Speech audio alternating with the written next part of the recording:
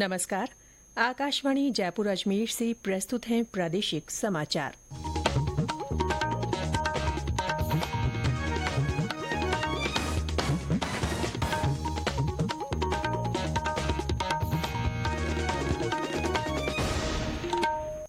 मुख्य समाचार।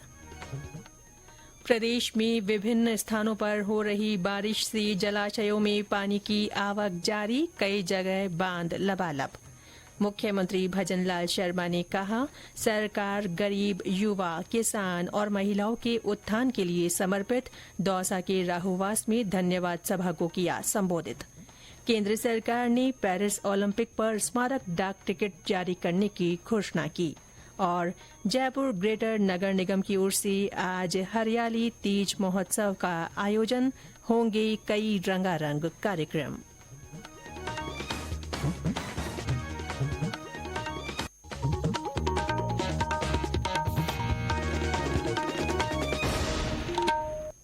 समाचारों के साथ मैं रितिका गुप्ता। और अब समाचार विस्तार से। प्रदेश में विभिन्न स्थानों पर कल रात से शुरू हुआ बरसात का दौर आज भी जारी है। राजधानी जयपुर में देर रात से कभी हल्की तो कभी तेज बारिश हो रही है। टोंक में तेज बारिश के चलते निवाई के मासी बांध पर चादर चल रही है।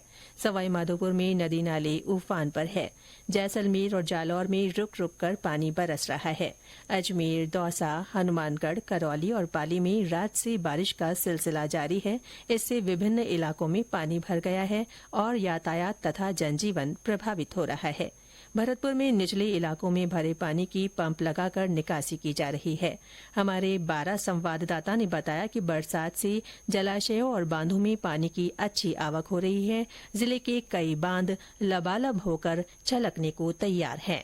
बीते 2 दिन से जिले में हो रही लगातार बरसात से करीब 5 से अधिक बांध लबालब हो गए हैं। वहीं कई बांध छलकने को तैयार हैं। कुछ बांध आधे भर गए हैं। 2 दिन से जिले में हो रही झमाझम बारिश के बाद अटरू पार्वती बांध पर चादर चल रही है। इधर क्षेत्र के प्रमुख सिंचाई स्रोत बिलासी डैम पर सुबह 11 बजे से चादर शुरू हो गई। इससे किसानों में हर्ष है। इधर तेज बरसात के कारण एक बार फिर भंवरगढ़ बोरेन मार्ग पर स्थित तेलिया खाल की रपट पर उफान आ जाने से ये मार्ग पुनः अवरुद्ध हो गया है। क्षेत्र के मध्य में लगातार बारिश होने से पार्वती नदी में लगातार पानी की आवक होने से डेंगनी की पुलिया पर चादर चलने के कारण बराना मार्ग 12 दिन से बाधित है। वहीं सुखार नदी व बरनी नदी पर चादर चलने से 3 दिन से अटरू मार्ग बाधित है। ऐसे में लोगों को वैकल्पिक मार्गों से गुजरना पड़ रहा है। लक्ष्मीचंद नागर, आकाशवाणी समाचार 12।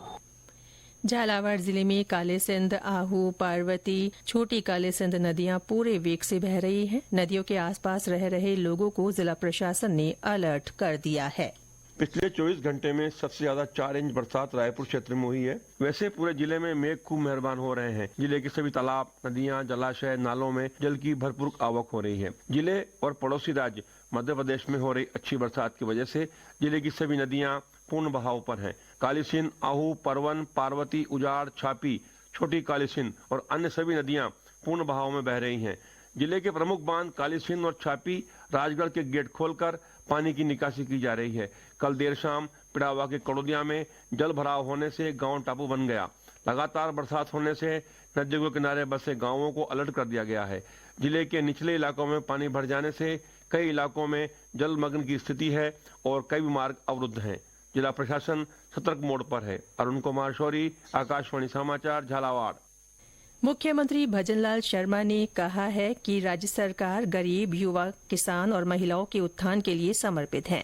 उन्होंने दौसा के राहुवास में बजट 2024-2025 में जिले को मिली सौगातों के लिए आयोजित धन्यवाद सभा को संबोधित किया। श्री शर्मा ने कहा कि ये बजट सभी वर्गों के लिए समावेशी बजट है।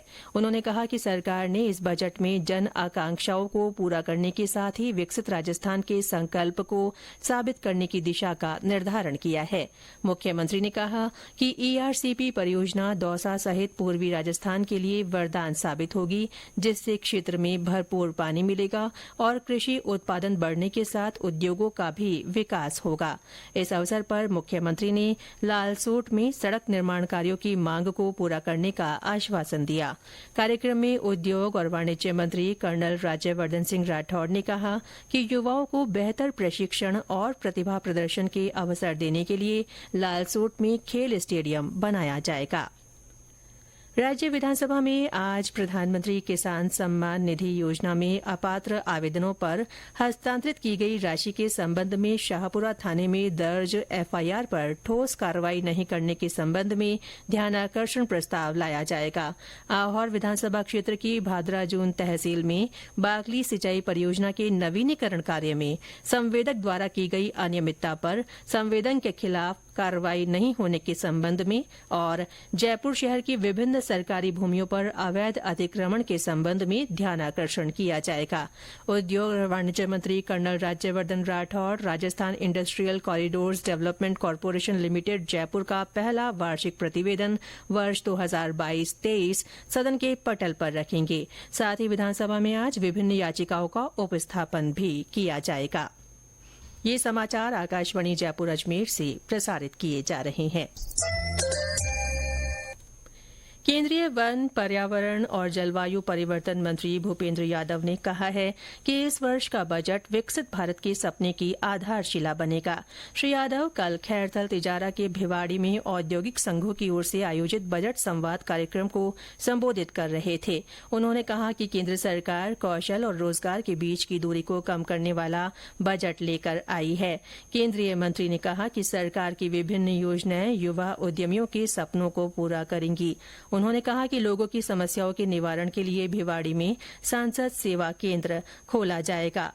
केंद्रीय वन मंत्री ने उद्यमियों को जिले में महिलाओं के सेल्फ हेल्प ग्रुप से जुड़ने और उनके उत्पाद को खरीद उन्हें लखपति दीदी बनाने के लिए प्रोत्साहित किया। श्री यादव ने इसके बाद भिवाड़ी के जिला अस्पताल में प्रधानमंत्री जन औषधि केंद्र का उद्घाटन किया। केंद्रीय मंत्री ने कल ही कोटपुतली बहरोड के शाहजहांपुर में औद्योगिक संघों की ओर से आयोजित बजट संवाद कार्यक्रम को संबोधित किया। और अब पेरिस ओलंपिक से जुड़ी खबरें।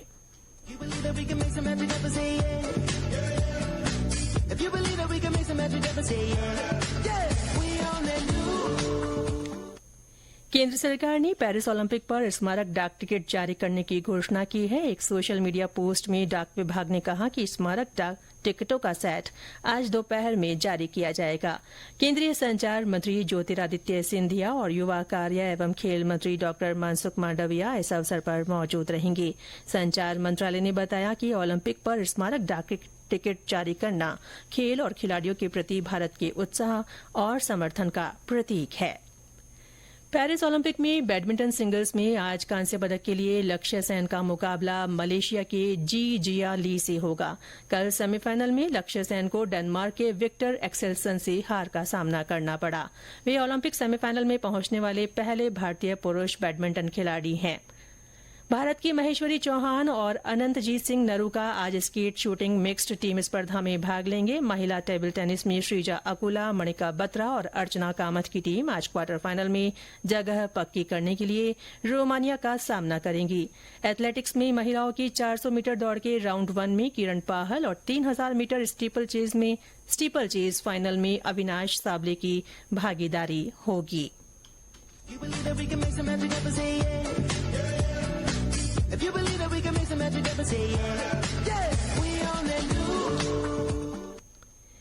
जयपुर ग्रेटर नगर निगम की ओर से आज हरियाली तीज महोत्सव का आयोजन किया जाएगा। महापौर डॉ सौम्या गुर्जर ने बताया कि मानसरोवर में होने वाले इस महोत्सव की थीम गुलाबी लहरिया रखी गई है। उन्होंने कहा कि महोत्सव में महिलाओं के लिए कई तरह की प्रतियोगिताएं रखी गई हैं। इनमें मेहंदी, थाली मेकिंग, बनी ठनी और घेवर बनाने जैसी प्रतियोगिताएं शामिल हैं।